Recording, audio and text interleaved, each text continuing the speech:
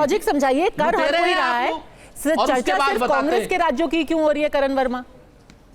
महिलाओं को पैसे दे रहे हैं, सिलेंडर सब्सिडी दे रहे हैं। ये बात आपकी सही है कि मध्य प्रदेश और महाराष्ट्र में भी इधर बीजेपी भी इस राह पर हल्का सा चली है, वो बात जो सच है वो तो सच है। पर एक बात सुनिए जरा पद्मजा जी, जो हमारे मित्र सुरेंद्र जी ने बोला, मैं जरा थोड़ा सा इस पे बता दूं कुछ चीजें। 73,000 करोड़ का कर्ज था हिमाचल पे, बिल्कुल सही है, 73,000 का जब आए 10 महीने के अंदर 10,300 करोड़, एक रिकॉर्ड तोड़ा इन्होंने डेट लेने का। मतलब और इस समय अभी अभी अजय आलोक जी ने बताया 87,000 जनवरी का था, इस समय 94,000 करोड़ पे है इनका डेट। मतलब इतनी तेजी से डेट बढ़ा नहीं। और ओपीएस क्यों प्रॉमिस कर रहे हैं? जब मनमोहन सिंह जी और रघुराम राजन जैसे लोग, मोंटेक सिंह अहलूवालिया कह रहे, उससे तो और बट्टा बैठ जाएगा। मैं कहता हूं 2029 में आएगा, आपकी बात मान ली मैंने। पर तब भी आप ऐसे प्रोमिस क्यों करते हैं जब आपको पता है स्टेट अलाउ नहीं करेगी? ये तो आप धोखा कर रहे हैं ना जनता के साथ। चुनाव में आप ऐसे वादे करें। अच्छा, कर्नाटका में इनकी मस्त चीज देखिएगा, कर्नाटका में ये 500 रुपए दे रहे हैं महंगाई कम करने के लिए, एक 500 रुपए की सब्सिडी दे रहे हैं। और उधर महंगाई जब ये आए तो 3.7% था इन्फ्लेशन, आज 6.2% है। ये जहां जाते हैं महंगाई को ऊपर ले जाते हैं। राजस्थान जब इन्होंने छोड़ा, मैं वहां का आंकड़ा दे रहा हूं, 5.6 था, आज घट करके 4.4% हो गया है। तो महंगाई और कांग्रेस का और फ्रीबीज का एक बड़ा गहरा रिश्ता है। मुझे दुख है बीजेपी भी हल्का हल्का इस रास्ते पे जाने लग गई। अजय आलोक जी, ये आप भी सोच लीजिए, आज आप जो हैं उंगली उठा रहे हैं कांग्रेस पे, कल को ऐसा ना हो कि लाडकी बहना लाडकी भाई का खामियाजा आपकी पार्टी को भी, आपकी सरकार को उठाना पड़े। सुरेंद्र राजपूत जी, फाइनेंशियल मिसमैनेजमेंट का चार्ज है। 3-4 चीजें अभी करण वर्मा जी ने, करण वर्मा जी ने बड़ी अच्छी अच्छी बातें कही, तो हम उनकी बात का छोटा सा एक आपको जवाब दे दें। करण वर्मा साहब, पहली बात तो 80,000 करोड़ जब इन्होंने छोड़ी थी तब 80,000 करोड़ के आसपास के कर्ज था, अब 87 है, ठीक है। आपको सिर्फ इतना बताऊं कि जब हमने, कांग्रेस ने 2014 में सरकार छोड़ी थी तब देश पर लगभग 50 लाख करोड़ का कर्ज था, और आज मालूम है 230 लाख करोड़ से ऊपर का कर्ज है। 230 लाख करोड़, 180 लाख करोड़ भारत की सरकार ने हिंदुस्तान के ऊपर कर्ज चढ़ा दिया, नंबर 1। नंबर 2, उसी ड्यूरेशन में जनता से पेट्रोल और डीजल पे एक्साइज ड्यूटी बढ़ा करके लगभग 28 से 30 लाख करोड़ की एडिशनल लूट करी जनता से। यानी 230 लाख और 30 लाख और जोड़ दीजिए तो 260 लाख करोड़। आप इन ये पैसे कहां चले गए जरा बताएंगे? जो देश के ऊपर आप प्रदेश को लेकर के, तो हिमाचल को, कर्नाटक को, अभी क्या नाम, और कोई छोटा सा राज्य आप हो जाएगा भारतीय जनता पार्टी का, तो आप लोग नहीं कहेंगे। खैर वो अपनी जगह पर है कि कहां पर 2 लाख करोड़ का कर्ज था, आज की डेट में 8 लाख करोड़ का कर्ज है उत्तर प्रदेश के ऊपर। आप इस बात को बिल्कुल नहीं कहेंगे। तो मैं आपसे इतना सिर्फ पूछ रहा हूं, ये जो financial management Bharatiya Janata party की केंद्र की सरकार का है कि 50 लाख करोड़ से कर्ज 230 लाख करोड़ पहुंचा दिया और एक्साइज ड्यूटी पर 30 लाख करोड़ की लूट करी, इसका कोई जवाब है आपके पास? डॉक्टर अजय आलोक जवाब दे रहे हैं। एक सेकंड डॉक्टर अजय आलोक को देने दीजिए। 2014 में सुरेंद्र भाई नोट करते जाइएगा, 2014 में जब आप हमें सत्ता से आपको बेदखल जनता ने किया था, देश की जो इकॉनमी हमें मिली थी वो थी 1.8 ट्रिलियन डॉलर्स की इकॉनमी। आज की तारीख में 10 साल के बाद हमारे देश की इकॉनमी पहुंच गई है 4.3 ट्रिलियन डॉलर, मतलब दोगुने से ज़्यादा। जो एक मिनट 4.3 जो कि 5 ट्रिलियन होने वाली है बहुत जल्द, हम तीसरे नंबर की इकॉनमी बन जाएंगे। अब दूसरी बात, डेट टू जीडीपी रेशियो आपके समय भी 81.2% थी, आज भी डेट टू जीडीपी रेशियो 82% ही है। और हम अभी कोई वित्तीय मैनेजमेंट में नहीं है, आज भी हमारी जीडीपी ग्रोथ रेट उतनी ही है, आज भी हमारी वित्तीय नियमितता बहुत स्ट्रांग है। अब पूरे वर्ल्ड से इसके संकेत मिल रहे हैं। कर्ज ज़्यादा लेने का ये मतलब नहीं होता है कि कर्ज अपने घर में और कर्ज का कमीशन अपने घर में। कर्ज लेने का मतलब होता है कि देश के इंफ्रास्ट्रक्चर, देश के वेलबींग में, देश के सोशो इकोनॉमिक स्कीम्स में लगाने के लिए। और अभी पद्मजा जी ने जैसे मुझसे कहा कि हमें भी सावधान रहना चाहिए, लाडली बहना योजना ये वो।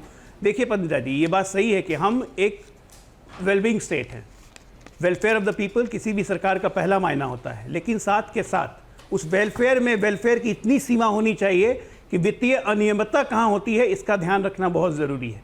तो भारतीय जनता पार्टी शासित जितने राज्य हैं उसमें वित्तीय अनियमितता ना हो, कमीशन खोरी ना हो, घूसखोरी ना हो, इसीलिए चीज़ें कंट्रोल में रहती है। कांग्रेस का रिकॉर्ड रहा है कि जहाँ जाती है, खासकर 5 साल 10 साल बाद सत्ता में, वो चूस लेती है, जैसे आम को चूस लिया जाता है ना, तो गुठली में कुछ नहीं बचता है। तो ये जहां जब जब इनसे हमने राज्य लिया है, हमें गुठली में लाया, हम फिर आम पका के देते हैं, 5-10 साल बाद इनको मौका मिलता है, ये फिर चूस लेते हैं। दिक्कत ये है, पर इनको वो पैसे की भूख है, सीमा तय वो कौन कभी नहीं करेगा खत्म होने वाली कि है, चाहे कितना कोई देना कांग्रेस हो। चाहिए? अभी देखिए या फिर खड़गे एक जी, ऐसी स्थिति हो जाती है जब आप कहते हैं कि पैसे ही नहीं बचे, तब तो सीमा पार हो चुकी होती है। नहीं तो ये जिम्मेदार सरकार और गैर जिम्मेदार सरकार और गैर जिम्मेदार सरकार में यही अंतर है। ये जनता को अब सोचना चाहिए, जनता देख रही है कि जिम्मेदार सरकार क्या होती है और गैर जिम्मेदार सरकार क्या होती है। ठीक है, बस गैर जिम्मेदार सरकार वो होती है जो यही अपने रह राष्ट्रीय जाती है अध्यक्ष सुरेंद्र को राजपूत जी, 300 करोड़ की जमीन मात्र 1 करोड़ में वित्तीय बैंगलोर में अलॉट कर प्रबंधन दी। कैसा होता है? जिम्मेदारी से आप लोगों को पैसा दे रहे हैं, योजनाओं का उनको बेनिफिट दे रहे हैं, या फिर आप गैर जिम्मेदारी से कर रहे हैं, सिर्फ और सिर्फ चुनावी फायदे के लिए? बिल्कुल आपने सही कहा पद्मजा जी, और यही बात मैं आपसे कहना चाहता हूं कि आज की डेट में जिम्मेवार और गैर जिम्मेवार का क्या फ़र्क होता है, इसका मैं आपको छोटे से 2-3 उदाहरण दे देता हूं। आप एयरपोर्ट बनाते हैं सरकार के पैसे से, 5,000, 10,000, 20,000, 50,000 करोड़ लगा, और उसको एयरपोर्ट को बना करके अपने दोस्त अडानी जी को दे देते हैं। एक को नहीं देते, 6-6 एयरपोर्ट, 8-8 एयरपोर्ट, जो एयरपोर्ट बना दीजिए वो अडानी जी को दे देते हैं। सरकार का पैसा लगता है और एयरपोर्ट अडानी जी को चला जाता है। देश के सारे संसाधनों पर आप 2, 4, 5 या 20-22 उद्योगपतियों का कब्जा करा करके, जिसमें प्रमुख रूप से सिर्फ A1 है, एक ही आदमी है, उसको आप कर देते हैं। तो आज नहीं, कल सारे बंदरगाहों को आप उसी को दे देते हैं जाकर के।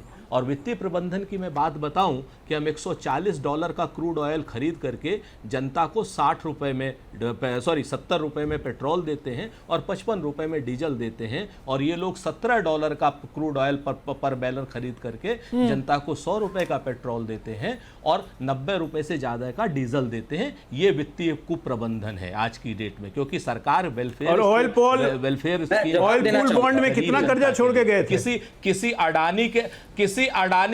किसी अडानी के लिए नहीं होती। और जो ऑयल बॉन्ड है उसका भी आप एक चीज कर लीजिए कि मात्र 1,80,000 करोड़ के आसपास कितना पैसा छोड़ के, कर्जा छोड़ के गए थे? 1 लाख करोड़ रुपए लूटे हैं एक्साइज ड्यूटी से।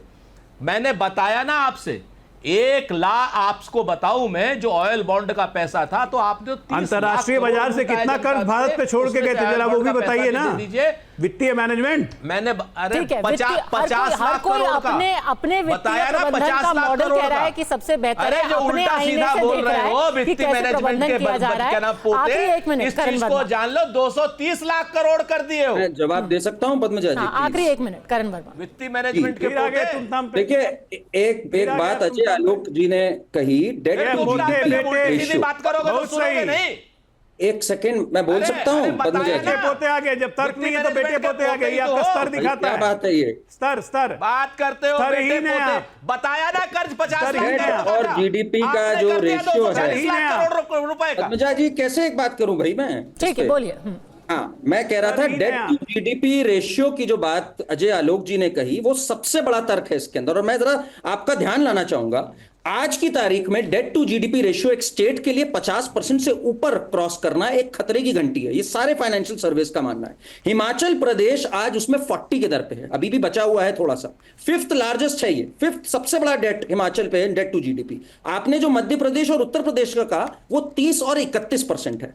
महाराष्ट्र भी बहुत नीचे है। तो अभी इनमें स्कोप है। राजपूत जी ने एक बात कही देश की, भारत में आज 83% डेट टू जीडीपी रेशियो है, अमेरिका में 150% के आसपास है, बाकी जितने डेवलप्ड कंट्रीज हैं 100% से बहुत ऊपर है, उसमें 100% तक भी कोई खतरे की घंटी नहीं है। आईएमएफ और वर्ल्ड बैंक का मानना है, अगर आपको ग्रो करना है to become a big economy, and India has doubled, अगर इकोनॉमी साइज की मैं बात करूं, 2 ट्रिलियन ऐड हुए इधर। तो इसलिए ये हम सिर्फ आंकड़े नहीं देखते हैं, हमें उनको एक कॉन्टेक्स्ट में देखना होगा और समझना होगा। एक रेशियो होता है जो कि सुरेंद्र राजपूत जी बड़े आराम से उसको मिस कर जाते हैं। और अडानी की जहां इन्होंने बात करी, भाई अपने राज्यों में क्यों अडानी को ठेके देते हैं? अभी उस पे नहीं जाते हैं। ये बात की चर्चा हम बहुत बार कर चुके हैं।